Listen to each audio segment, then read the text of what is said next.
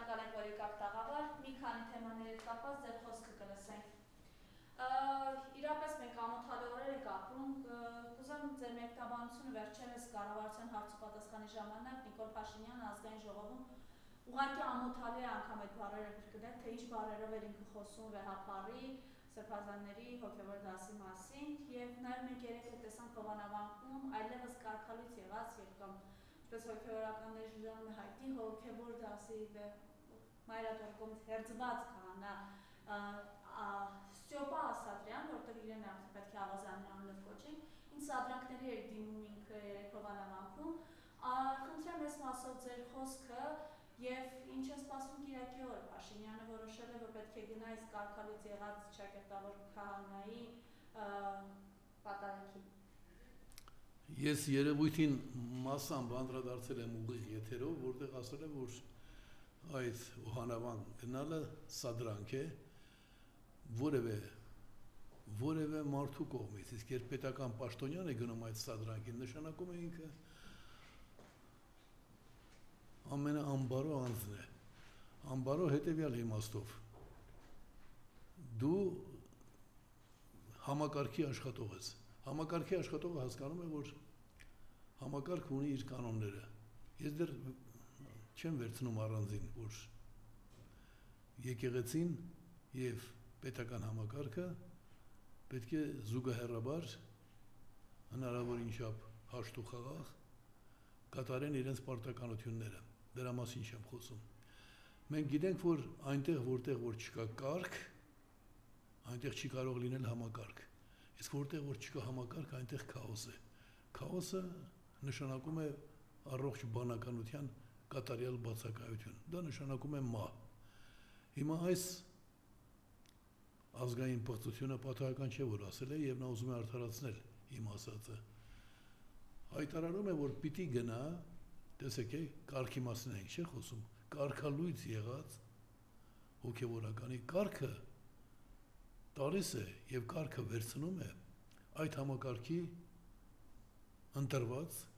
լավ կամ վատ ընտրված, բայց արդեն նաեւ օծված ղեկավարը։ Եթե կարգալույց է արված մի հոգևորական, նույնիսկ կարող է քո ամենամոտիկ հարազատը լինել, պիտի ընդունես, որ ինքը այդ համակարգում հո իրեն չեն սպանել, պարզապես այդ համակարգում ինքը այլևս տեղ չունի։ Հիմա բան ու գործ թողած, գերիներին մոռացած, իբրև թե հոգևորականների սխալների հետևից ընկած իրականում ամբողջ համակարգի դեմ ոտնձգություններ սկսած ճիվաղը, ազգային պղծությունը, նոր ներկայացումներ է ստեղծում։ Այս բոլոր ներկայացումները կատարվում են այն բանի համար, որ հուսահատության դուռն հասած հայ մարդիկ մտածեն, որ գիտեք, կան բաներ, որ ես չեմ հասկանում, բայց այնտեղ ինչ-որ մեկը ակտիվ աշխատում է այդ ուղղությամբ, ահագին թշնամիներ ունի,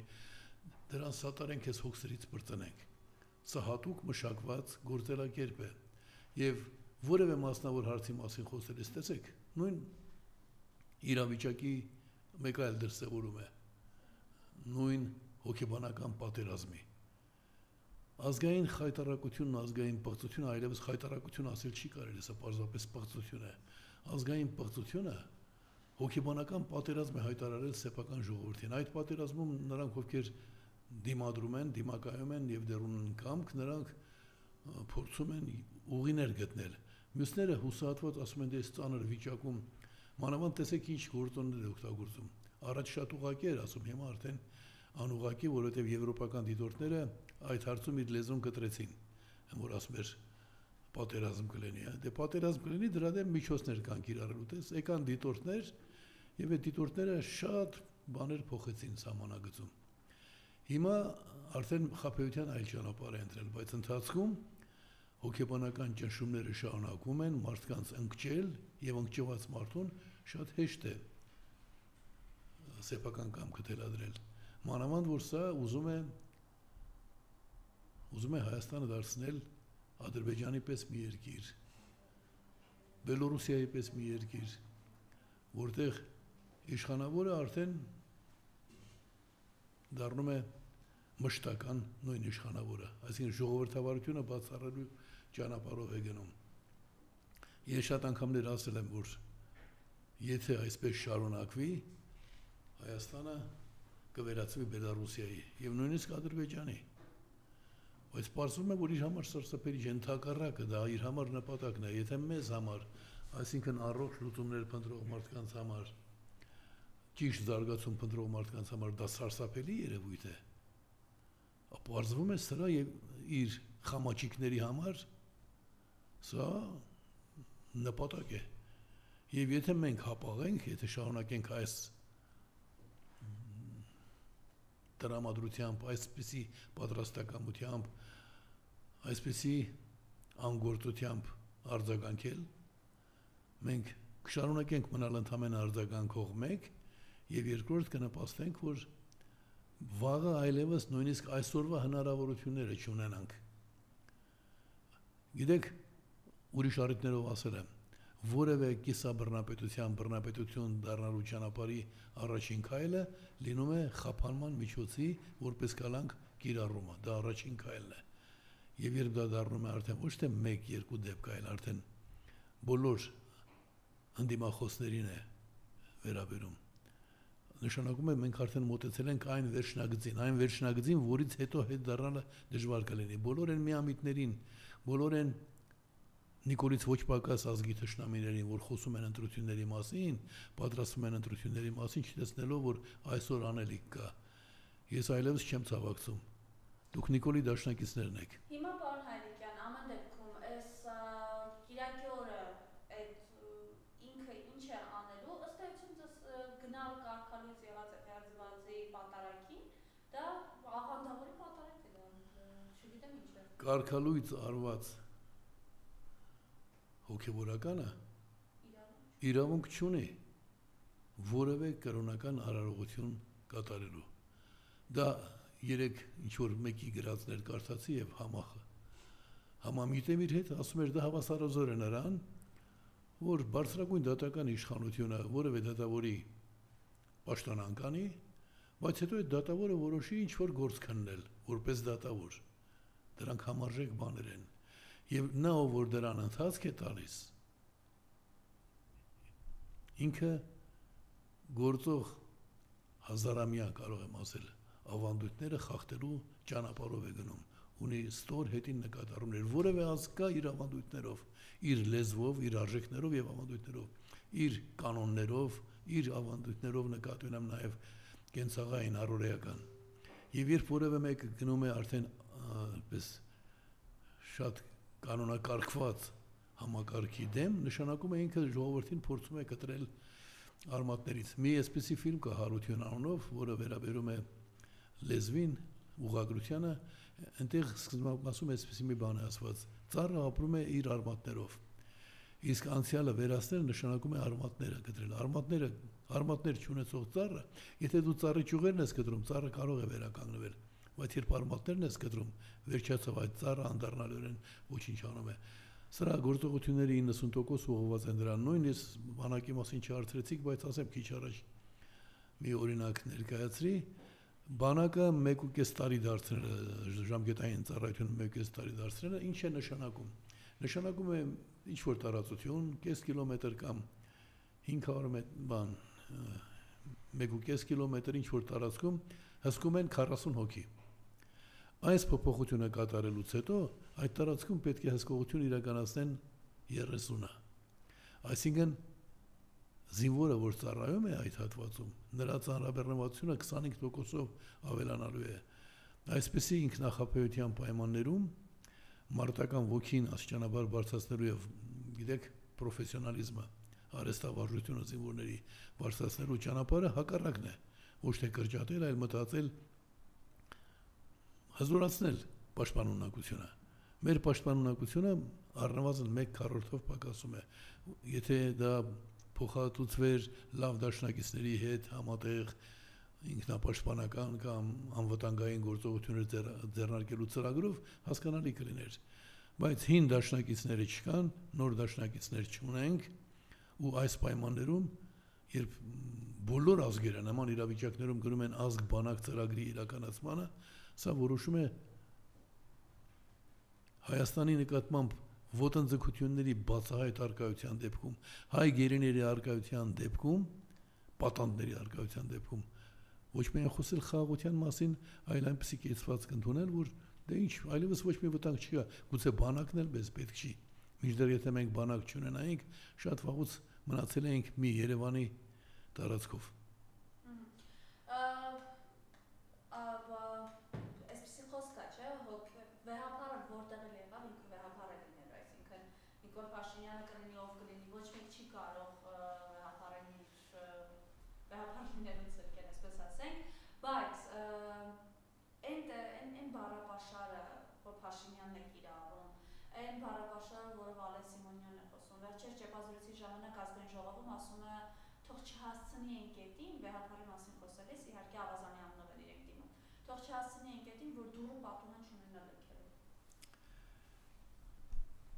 Մենք պիտի աշխատենք, որքան էլ որ սուր իրավիճակի մասին խոսենք, մեր նկարագիրը փորձենք պահպանել։ Ես եղբայրաբար ասում եմ,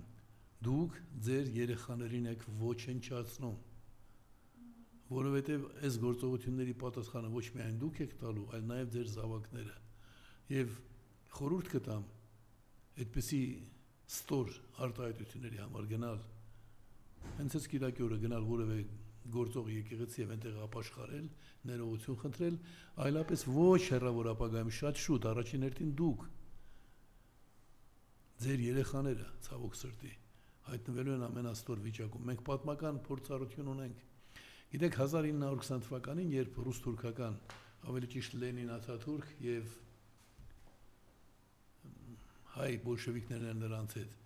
ոտնձգություններ ձեռնարկեցին հայ ժողովրդի նկատմամբ, միջազգայինորեն ճանաչված հայ ժողովրդի իրավունքների նկատմամբ, այդ պայմաններում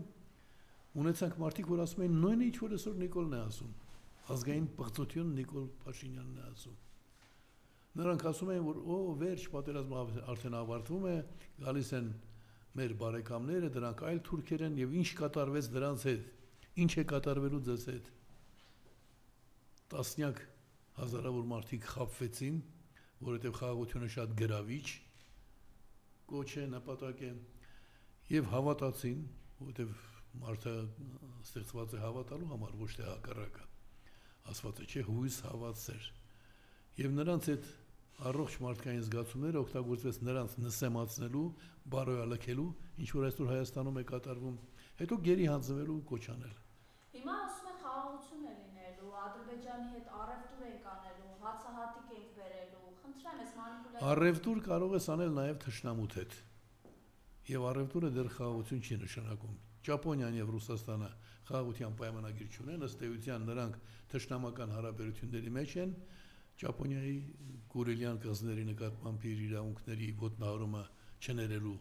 պատճառով, բայց նրանք առևտուր են անում, Ռուսաստանում միլիոնավոր ճապոնական ավտոմեքենաներ կան։ Ինչ վերաբերում է խաղաղությանը, ապա խաղաղությունը սկսում է նախ եւ առաջ բարի կամքի դրսևորումից։ Անկամ բարի կամքի դրսևորումը կարող է խաբուսիկ լինել, բայց նախ պիտի լինի բարի կամք։ Հայ պատանդներ պահելու, Հայաստանին իր կամքը թելադրելու, հայ մարդկանց ցածր կարգի մարդիկ համարելու տրամադրված, նրանց արժանապատվությունը մշտապես ոտնահարելու տրամադրություն ունեցող բռնապետության հետ, գիտեք առաջ մի քիչ ավելի հեշտ էր, մենք խոսում էինք, ասում էինք այն կողմում բռնապետ է, այս կողմում ինչ որ չափով ժողովրդավար, ցավոք սրտի այդ սահմանն էլ է հիմա վերանում։ Մենք բոլոր առողջ մարդիկ պիտի հասկանան, որ սա դավադրություն է հայ մարդու նկատմամբ։ Ես, ինչպես ասում են, մարտի պատրաստվող զինվորների առաջ կանգնած չեմ, որ խրոխտ խոսքեր ասեմ, հասկանում եմ, որ գործ ունեմ հուսահատության դուրն հաստրած զանգվածի հետ, իմ սիրելի հայրենակիցների հետ, եւ նրանց հետ ընկճվածությունը ինձ պարտադրում է ընտրել այնպիսի բառապաշար եւ այնպիսի խոսելաոճ, որ նրանց համար անցալելի լինի, բայց ես մի բան ունեմ անելու։ Ամբողջ կյանքում պայքարել եմ անարդարության դեմ, հիմա մենք նույնպես անարդար պայմաններում ենք։ Գիտեք ինչ խորհրդանշական բան կա։ Այսօր հոկտեմբերի 24-ն է։ Երբ օրացույցները նայեք, տեսնեք, որ սա միավորված ազգերի կազմակերպության օրն է։ Հիմա հայեր, փորձեք պատկերացնել, մանավանդ այն մարդիկ, որ 38-40 տարեկան են։ Ձեզ համար հիմա սովորական բան է, չէ՞ անկախ Հայաստանը։ Նույնիսկ այս ճիվաղը, ազգային պղծությունը խոսում է անկախության կարևորության մասին։ Բայց այն ժամանակ 1987 թվականին անկախությունը ոչ միայն արգելված բառեր, այլ դրա համար հետապնդում էին, տանում բանտեր։ Եվ պատկերացրեք այդ իրավիճակում այս օրը 38 տարի առաջ մենք Հայաստանում սկսեցինք հրատարակել անկախություն անունը կրող շաբաթաթերթ, որը 10 տարուց ավելի գործեց որպես լիարժեք օրաթերթ, հետո արդեն քանի որ կուսակցական թերթ էր, մենք համարեցինք, որ պիտի դառնա ներկազմակերպական շրջաբերական, բայց դա իր դերը կատարեց։ Այսինքն բացարձակապես պետականության վերականգնման նկատմամբ որևէ հույս չունեցող մեր ժողովրդին մենք օգնեցինք հասկանալու, որ մենք էլ բոլոր ազգերի նման պետություն ունենալու իրավունք ունենք։ Եվ այն ինչ անում է այս պղծությունը, այսօր մեր ճակատագիրը տնօրինող քրեական հանցախմբի ղեկավարը, դա պիտի լինի մերժելի։ Այսինքն եթե ես համաձայնեմ հիմա այսօր այստեղ տրվող հարցերի ճշմարտացիության հետ եւ դրանք եւս իմ կողմից գնահատեմ, ոչինչ չի փոխի մեր կյանքում։ Բայց Հայաստանում տեսել եք ընդվզման տարբեր ձևեր են ընտրվում, հիմնականում խորհրդակցություններն են։ Ես մասնակցում եմ դրանցից, երկուսին մասնակցել եմ, հիմա բավական էական դերակատարություն ունեմ ազգային համագործակցություն կոչվող կլոր սեղանում եւ երեք քննարկման ժամանակ առաջարկեցի, որ հապաղելու իրավունք չունենք։ Եթե մենք հապաղենք, ապա Հայաստանը կդառնա Բելոռուսիայի եւ Ադրբեջանի պես երկիր, որն ուղղելը հարյուրապատիկ այդ ստեղծված իրավիճակից դեպի ժողովրդին երկրի տերը դարձնելու ճանապարհը հարյուրապատիկ ավելի դժվար կլինի։ Այնպես որ պիտի հենց այսօր բոլոր այն մարդիկ, որ հուսահատված լինելով հանդերձ դեռ ուզում են ապրել որպես մարդ, արժանապատիվ մարդ, ուզում են աշխարհի կողմից արժանանալ հարգանքի եւ աջակցության։ Գիտեք ինչի արևմուտքը միագույն չի, բոլորը չեն որ հանուն ազատության պատրաստ են իրենց նեղություն տալ, չէ, այլ ազգերի ազատության նկատի ունեմ։ Ասում են, դե չեք ուզում, դա եք հարմարամ, Աստված ձեզ հետ։ Մենք դեմ ենք բռնապետությանը, բայց եթե դուք դա եք ընտրել, դա էլ ընտրեք։ Բայց դրա բռնապետություն չէ, նույն արևմուտքը ինչու է լրում Փաշինյանի այսօրվա գործողություններից երեք դուք տեսաք այդ նույն արևմուտյան արժեքները որտեղով է արգելված լրագրողների խոչընդոտել աշխատակը խայտարակ հայոյանքները մեր գործիքների հասցեին հովանավանքում հասցրել եք ծանոթանալ։ Ինչ որ չափով ծանոթացել են, բայց մենք որպեսզի ճիշտ գործենք, պիտի անաչառ լինենք։ Մեր դեռևս ամբողջական բռնատիրության չենք հասել։ Այն որ ես եւ դուք այսօր խոսում եք, դա կարող է 2 շաբաթ հետո վերանալ։ Եթե մենք այսօր չանենք մեզնից կախվածը, այն որ այսօր հայ մարդիկ կարող են դեռ ես բազմաթիվ մանրամասների եմ ծանոթ անհատների հետ կապված, որ կինը մի բան է ասել, կնոջը ազգային անվտանգության ծառայությունը նախազգուշացում է տվել։ Ամուսնուները տարել ասել, եթե կինը նույնպես պետության ղեկավարների դեմ սխալ բաներ ասի, բայց խոսքի ազատությունը կամ հոգևորականներին, որ մեղադրանք են ներկայացում, թե դու ինչ ես կոչ արել գնալ հանրավակի։ Լավ եմ արել, սահմանադրության մեջ դա գրված է։ Ես դրա իրավունքն ունեմ։ Դու ով ես, որ ինձ այդ ուղղությամբ հարցեր ես տալիս։ Դրանք բռնապետական դրսևորումներ են, բայց իմ ասածն այն է, որ կիսա բռնապետականը, երբ դառնա ամբողջական բռնապետական, լրիվ կանտեսվի արևմուտքի կողմից, մենք կսկսենք օրվա հացի համար աղոթել։ Արդեն մեզ նախապատրաստում են։ Հացը ստանալու ենք Ադրբեջանի ճանապարհով։ Հացը Ռուսաստանով է գալիս, թե Ադրբեջանով, թե Իրանով, ոչ մի նշանակություն չունի։ Այլ բան, եթե ճանապարհները բացում էինք, փոխադարձ պայմանավորվածությամբ Ադրբեջանից հացը ուղղակի մտնում էր Հայաստան։ Հացը պիտի ուրեմն Ղազախստանից մտնի Ադրբեջան, Ղազախստանից կարող էր մտնել Իրան։ Հետո էլ մտնի Վրաստան, հետո նոր գա Վրաստանից։ Եվ այս բոլորի առաջնորդների համար մենք պիտի հասկանանք մի հիմնական միտք։ Հայ մարդիկ, ձեզ բոլորի դեմ դիմում։ Ամբողջ դժվարությունները, բոլոր խնդիրները մեր առջև ծագում են մի պատճառով։ Դուք չեք երկրի տերը, պիտի դուք լինեք այս երկրի տերը, եւ պաշտոնյաները պիտի լինեն ձեր իսկապես կամքը իրացնող մարդիկ։ Աշխարհի շատ երկրներում այդ մոտեցումը բարվոք վիճակում չէ, որովհետեւ չկա համակարգ։ Հիմա Հայաստանում 16 քաղաքական ուժեր համաձայնել են բանի հետ, որ Հայաստանը կարող է դառնալ իսկապես նաև օրինակելի երկիր ամբողջ աշխարհի համար, որովհետև մեզ հաջողվել է գտնել, սա քաղաքակրթական ներդրում է, պետությունների ժողովրդավարականության մակարդակը ամենաբարձր մակարդակին հասցնելու բանաձև։ Եվ այդ բանաձևի կիրառման հիմքում ընկած է մի բան. քաղաքացին պիտի մասնակցի ընտրություններին, վստահ լինելով, որ իր ձայնը հասնում է պարլամենտ։ այդ 5%-անոց արգելանքները, կայուն մեծամասնության խուժանությունը, այսինքն մեր գլխավոր նպատակը եւ բոլոր հարցերի լուծումը, տեսեք, մեկն ասում է մենք Ռուսաստանի գաղութն ենք։ Եթե քո երկիրը պատկանի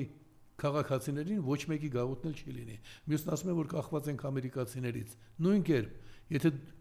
նախ եւ առաջ ազգային ինքնորոշումը ամրագրված լինի։ Իսկ դրա համար այսօր ճորամաբանել պետք չի։ Ես կոչ եմ անում բոլոր մարդկանց կոչ եմ անում միանալ շատ հիմնավոր արմատական ընթացք ունենալու ազգային համագործակցության գաղափարին, տեսեք չեմ ասում միանալ այդ կլոր սեղանին, դրա համար ես տալիս եմ այն մարդկանց, ինչ կուսակցության էլ որ պատկանեք, տալիս եմ հեռախոսահամար, առայժմ մեկը, 098 91 81 23, այդ համարով զանգահարելով դուք կարող եք թողնել ձեր տվյալները եւ ընդամենը 2 շաբաթվա ընթացքում համախմբվելով մենք կարող ենք Հայաստանի Հանրապետության քաղաքացիների աշխարհում եք, ով որտեղից ուզում է, զբաղված կլինի համարը նորից եք զանգահարում։ Եթե խնդրեմ, կարող եք հեռախոսս տալ։ Եվ երկրորդ համարն էլ տամ, որպեսզի դուք խնդիր չունենաք, հիշեք այդ համարները, զանգահարեք, ասեք, որ ուզում եք գրանցվել ազգային համագործակցության համակարգում, եւ ազգային համագործակցության համակարգում գրանցվելուց հետո դուք տեսնեք, թե ինչպեսի արագությամբ մենք փոխում ենք իրավիճակը։ Փոխում ենք, որովհետեւ չփոխել նշանակում է տրվել այս բացասական ընթացքին։ Իսկ ինչ պիտի մենք պատասխանենք վաղը մեր երեխաներին։ Ուրեմն հաջորդ համարը 091 72 07 23։ Խնդրում եմ նորից գրի առեք 091 72 07 23։ Զանգահարում եք, թողնում եք ձեր հեռախոսային համարը, նաև էլեկտրոնային համարը եւ դրանից հետո դուք կարող եք ձեզ համարել համակարգի անդամ, համակարգ, որը գիտի ինչ պիտի անել։ Կրկնում եմ նաև նախորդ համարը 098 91 81 23։ Ընդհանրապես գրանցվում եք, ասում եք, որ պատրաստակամ եք ազգային համագործակցության ոգով աշխատելու, հիմնական նպատակը քաղաքացուն երկրի տերը դարձնելն է, հանցավոր կոռուպցիոն հանցախմբից ազատվելը, եւ այստեղ ոչ 18-ից բարձր իհարկե պետք է լինեն այս գործին մասնակցողները, ոչ տարիք, ոչ սեր, ոչ կրթություն, ոչ մասնագիտություն, ընդհանրապես գրանցվում եք եւ լինում մշտական կապի մեջ, այսինքն մի կողմից մենք ունենք Ճիվաղի գլխավորած ազգային պղծության գլխավորած դավադիր կեցվածքը պետական համակարգի օգտագործմամբ մեր ազգային եւ մարդկային իրավունքները ոտնահարողների ավազակախումբը, մենք այնպես չի որ հենց այստեղից ամ, մենք դիմել ենք իրավապահ մարմիններին, որպեսզի քրեական գործ հարուցվի եւ պարզեն հիմնավոր են մեր խոսքերը, թե ոչ, բայց այնքան հիմնավոր են, որ Հայաստանում այս բան չի գործում իշխանություն, Հայաստանում գործում է կոռուպցիոն հանցախումբ։ Մի քանի անգամ ասել եմ, դա միայն խոսք չի, կա օրենք, կուսակցություններից ստացված դիմումները պետք է քննարկվեն։ 7 անգամ տրվել է ամենակարևորի մասին դիմում ու չի քննարկվել, նշանակում է սահմանադրական օրենք է խախտվել։ Նշանակում է մեր երկիրը ոչ թե օրինավոր իշխանություններ են կառավարում, այլ կոռուպցիոն հանցախումբ է կառավարում։ Դրա դեմ պիտի բոլորս պայքարենք։ Եվ եթե նրանք, ովքեր որ իրենց իմաստունի տեղ դրած խոսում են առաջիկա ընտրությունների մասին, սրանք ամենաուժեղ այս ազգային պղծության խաղացողներն են։ Հիմա պարոն Հայրիկյան, քանի որ բռնապետությունից ենք խոսում, բառացիորեն Փարաքյալի տրված համայնքապետը գնդակահարվեց իր տան դրան դիմաց։ Գյումրու քաղաքապետը կալանավորվել է։ Երեք հայտնի դարձավ, որ Մասիսի համայնքապետին ընտրված տանում են կալանքի այլևս։ Այս առումով ինչ է անում Նիկոլ Փաշինյանը եւ արդյոք ինքը այս կերպ փորձում են վախի մթնոլորտ ստեղծել վաղաշաբաթում առաջիկա սպասվող ընտրություններին։ Գիտեմ, որ դուք աջակցում եք, սատարում եք Խաչիկ Մանուկյանի հերոսի որը, խնդրեմ։ Գիտեք, մենք ձեր առաջարկությամբ էլի պիտի խոսենք իր մասին, բայց ինձ թվում է մենք բավարար խոսել ենք այդ պղծության մասին։ Մեր տեսակետները մատուցելով, մեր պատկերացումները, դրանք մերը չեն, դրանք ճշմարտության արտահայտում են։ Եվ օրինակ Նաթան Սրբազանին քննչական կոմիտե հրավիրել է, դա նույնպես մնում է, որ վաղը բոլոր հոգևորականներին իսկապես տանեն բանդ եւ բանտը դառնա գլխավոր հոգեվոր կենտրոնը ԱԱԾ բանտը ես այնտեղ եղել եմ գիտեմ որ իսկապես ԱԱԾ-ից լավ գաղափարներ դուրս եկել են մեր հանրության համար իհարկե ուզում եմ ասել որ դա միայն ողբերգական եկեք չընկալենք իմ բոլոր լավագույն երգերը մեր ժողովրդին դեպի ազատություն առաջնորդած երգերը գրվել են KGB-ի բանտում հոգեվոր մարդու համար դա սարսափելի չէ այս ճիվաղների համար է դա սարսափելի նրանք փորձում են այդ վախի մթնոլորտը պահպանել Հայաստանում ուրեմն այս պահին ամենավտանգավորն այն է կրկնում եմ այս միտքը թշնամու գործակալները թշնամու ստրուկները լրտեսները պատերազմ են հայտարարել հայ ժողովրդին եթե դու թշնամու կողմից հայ մարդկանց գերի վերցնելը նույնիսկ եթե այդ մարդը հանցագործ է ունեն գիտեք այդպիսի տխմարներ որ ասում են այսինչ մարդը հանցագործ է ուրեմն լավ է թող նստի եթե հանցագործ է որպես հայ մարդ ինքը պիտի լինի Հայաստանի բանտում ինչու ասացի տխմարներ որտեղ այդ մտայնությունը այդ կարծիքը այդ պարտադրված կարծիքը նրանք ծախեցին Արցախը հետևաբար պիտի բանտում լինեն դու ով ես թող բանտում լինեն օրենքով հայկական դատարանում իսկ այո իսկ այն որ այդ մարդիկ գտնվում են թշնամու բանտում պատանդի կարգավիճակով ձեզ մշտապես վախեցնելու համար խնդրում եմ հասկացեք սա երբ Թրամփը առաջարկում են այդ ճիվաղին խոսել գերիների մասին ինքն ասում է ոչ ինչու է ասում ոչ դա կամահաճույք չէ դա ձեզ մշտապես վախի մեջ պահելու հիմնական գործիքն է հայ մարդիկ նրանք ուզում են որ մեր թշնամիները որ մենք նախ եւ առաջ հոգեբանորեն կոտրված լինենք եւ երբ քեզ ասում են դե այնտեղ պատանդներ կան աշխարհի ոչ մի երկրում պատանդ չկա բայց հայերը կարող են լինել պատանդ նշանակում է դու պիտի մտածես վաղը ես կարող եմ այդ կարգավիճակում լինելու ամեն մարդ չի որ կարող ասել պետք է չի եթե ճշմարտությունը ճշմարտության համար կյանքս կտամ մեծ մասն ասում է բայց ես ծնվել եմ որպես մարդ ուզում եմ որպես մարդ ապրել իմ երեխաների ընտանիքի հետ ուրեմն այս պատանդների նկատմամբ վերաբերմունքը պատանդների մասին խոսքի ընթացքում ինձ հասած տեղեկություններով սա ասում է լավ կլինի այդ հարցը չբարձրացնենք ինչի չբարձրացնենք որովհետև ինքը լրտեսն է պատանդներ պահողի այլապես ինքը ամեն քայլափոխի կասեր ես ոչ մի հարց չեմ ցանկանում ձեզ հետ քննարկել քանի դեռ դուք պատանդ ունեք դա կասեր ձեզնից ամեն մեկը ոչ թե ես կամ ինչ որ մեկը ձեզնից ամեն մեկը այդպես կասեր ինչ խոսակցություններ խաղաղության բարի դրացիական հարաբերությունների մասին երբ դու իմ հայրենակիցներին հայ լինելու համար պատանդ ես պահում այնպես որ մենք իր ինչ լինելը գիտենք հիմա մեր նպատակն է մենք պիտի ինքներս դառնանք ինչպես ասում են կանոններ թելադրողը այն որ մենք այսօր քննարկում ենք ես հասկանում եմ լրագրողական պարտավորությունները ստիպում են նաև տալ նրանց կեցվածքի մասին հարցեր բայց իմ նպատակը ոչ թե նրանց անդրադառնալն է այլ անել հստակ գործեր այդ հստակ գործերի մեջ ամենակարևորն այն է որ համակարգային փոփոխություններ պիտի կատարվեն համակարգային փոփոխություններ կատարելու համար ստեղծված պետական կառույցը պիտի ծառայի այդ նպատակին պետական կառույցին այդ նպատակին ծառայելու խոչընդոտողը պիտի համարվի հանցագործ այս հանցագործներին պաշտպանող դատախազ հակակոռուպցիոն կոմիտե ազգային անվտանգություն եւ այլն պիտի հանրության կողմից ընկալվեն որպես հանցախմբի անդամներ եւ այդ հանցախումբ երբ կա հանցախումբ պիտի լինի նաեւ տուժող սա իրավագիտության հստակ չափորոշիչն է ուրեմն կա հանցագործության դեպքում կան կատարողներ եւ կան տուժողներ դուք պատկերացնում եք տուժողն ով է եթե Հայաստանում իշխանությունը պատկանում է կոռուպցիոն հանցախմբի տուժող ով է գիտեք դուք բոլոր քաղաքացիներդ մանավանդ նրանք որ միանբտաբար պաշտպանում են այս ճիվաղներին այս պղծություններին տեսեք քանիսին են իրենք փչացրել հետո տարել բանտ դա նույնպես վախեցնելու համար է արվում եւ այդպես պիտի շարունակեն բռնապետության գնալու հնարավորությունը մենք պիտի այսօր սահմանափակենք հետեւաբար եթե որևէ մեկը լսել է այս հաղորդումը եւ անմիջապես չի զանգարել ասելու ես պատրաստ եմ ազգային համագործակցության թիմում աշխատել տեսեք չեմ ասում կլոր սեղանում ազգային համագործակցության կառույցում մենք շատ արագ որովհետև ամեն մեկը գրանցվելուց հետո ինքներդ էլ գրանցում եք ուրիշ մարդկանց եւ ընդամենը 2 շաբաթվա ընթացքում ամենաուշը մենք կարողանանք ունենալ կազմակերպված համակարգված ծրագիր ամեն ինչ մշակված է ինչպես է արվում ամեն մեկը ստանում է իր հերթական համարը եւ հետո երբ ինքը որևէ մեկին գրանցում է այդ գրանցված մարդը զուգահեռաբար ունենում է իրեն գրանցողի թվահամարը այս ամեն ինչի համար արվում որ գործնական աշխատանքային տրամադրվածության պատասխանատվության վերաբերող մարդիկ դառնան դերակատար։ Մի քանի օր առաջ ես գրել եմ. ազգը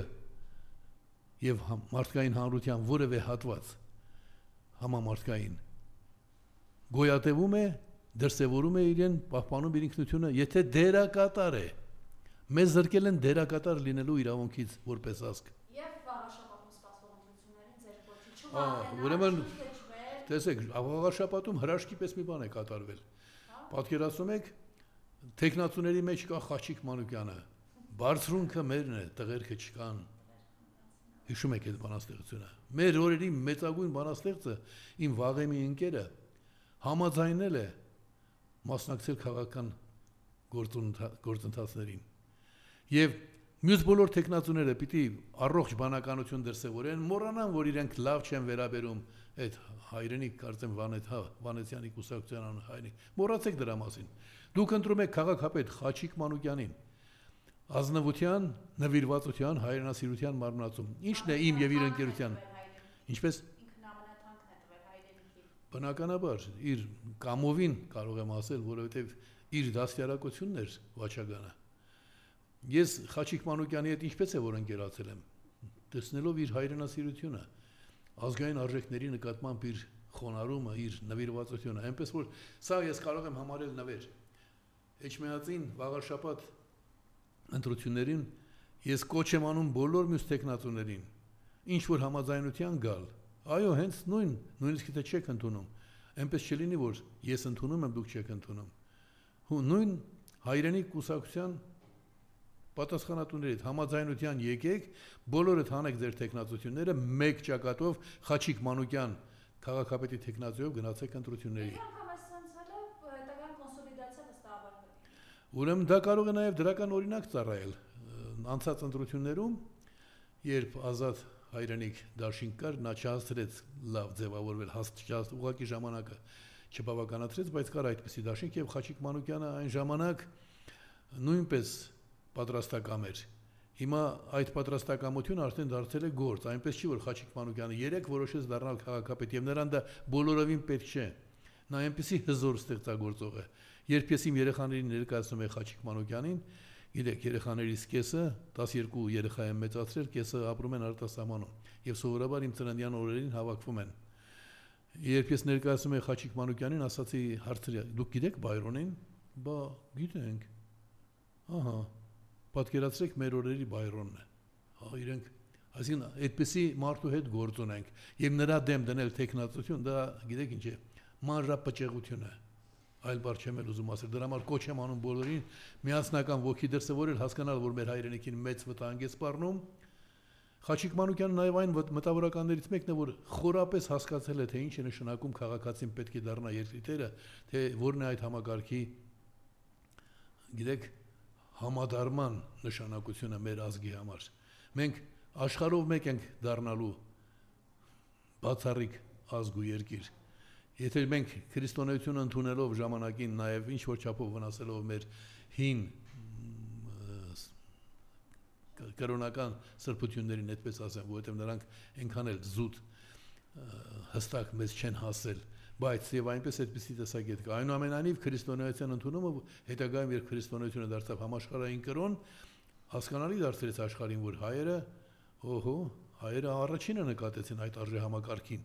կարևորությունը։ Հիմա այսօր մեկ այլ փուլում ենք եւ Խաչիկ Մանուկյանը այն մարդկանցից մեկն է, որ շատ նրբերանգներ ինքն է ինձ բացատրում իմ այդ ներկայացրած բանաձևի եւ ընդգծում դրա կարեւորությունը։ Իսկ մենք կրկնում եմ, եթե չունենք լավ համակարգ, ամենալավ գործիչն անգամ վատ համակարգի պայմաններին ենթարկվելով կդառնա հերթական Նիկոլ Փաշինյանը։ Ուրեմն մի խաբեք ձեզ, թե իշխանությունը կփոխենք, կդառնանք իշխանությունը փոխեք այս համակարգի պայմաններում, իշխանության այդ պայմաններում, այդ համակարգի պայմաններում որևէ մեկը ի վերջո պիտի ենթարկվի այդ համակարգին։ Ինչ եք ասում, ներողություն։ Նիկոլ Փաշինյանի նման այլ գոյություն չունի։ Ես էլ եմ այդ կարծիքին, բայց նրա այդպեսին դառնալուն էականորեն նպաստեց այս պիղծ սահմանադրությունը, որտեղ մարդը ոչ մի դերակատարություն չունի պետական համակարգում։ Այդպես է ստեղծված։ Նույնիսկ ասում է համամասնական ընտրակարգով ձևավորվելուց հետո կայուն մեծամասնություն պիտի լինի, բայց ինչի՞ ես դու համամասնականի մասին խոսում։ Մասնագիտական հարց է, ձեզ դրանով չեմ ծանրաբեռնի, բայց հասկացեք, ամեն մեկը տանելու բան ունեք։ Եվ գիտեք, այսօր քաղաքացիներ, ձեր անելու բանը շատ հասարակ մի բան է։ Զանգահարել, գրանցվել, ասել, որ պատրաստ եք ազգային համագործակցության գործերին ձեր կարողությունների չափ մասնակցելու։ Եվ երբ վաղը այդ գրանցվածները կլինեն շատ ավելին, քան այն ձայները, որ ստացել է եւ դրանով գլուխ է գովում երբեմն Նիկոլ Փաշինյանը, շատ ավելին կլինի եւ մենք շատ արագ գործողություններ կձեռնարկենք անառարկելիորեն քաղաքացիների իրավավասորության վրա հիմնված։ Իդեպ նկատել եք, չէ՞ որ այդ ջիվաղը պղծությունը այլևս չի ասում, որ ինքը շատ ձայներ է ստացել, որովհետեւ ես մի քանի անգամ պորտը տեղը դրեցի։ Եթե դու խոսում ես 600,000 մարդկանց մասին, որ կասկածելի է։ Ինչի է կասկածելի։ Տեսեք, անձնագրեր գտան, չէ՞։ 100,000-ից ավելի անձնագրեր գտան։ Եվ դրա մասին կառավարությունը իր վերաբերմունքը չարտահայտեց։ Մեր իշխանությունները չեն ասում ոչինչ։ Ուրեմն դրա մեջ իրենք խառն են, որովհետև դա պետության համար սարսափելի բան է։ Ինչ գիտենք, որ այդ անցած ընտրություններում ստացած ձայները նույն անձնագրերով չեն, նմանատիպ անձնագրերով չեն կատարվել, եւ սա կրկնությունն է։ Ուրեմն նկատի ունենանք, երբ ես ասացի, որ մի մոռացի անշնորհք փոքրիկ, որ ես իմ գաղափարի համար ստացել եմ 2 միլիոնից ավելի ձայներ եւ ձայների քանակով գլուխ չգովես։ Նույն մարդն եմ, որ 2 միլիոն ձայն է ստացել անկախություն հանրաքվեի ճանապարհով գաղափարի համար։ Հիմա ես դիմում եմ այդ իմ գաղափարին ձայն տված մարդկանց ժառանգներին, նաեւ իրենց, ովքեր որ կենթանի են։ Եվս մի գործ կանելու, եւս մի հանրաքվե, այլ տեսակի հանրաքվե։ Գրանցվում եք եւ միասին շատ արագ կտեսնեք ինչ արդյունքների կհասնենք։ Ես եմ շնորհակալ։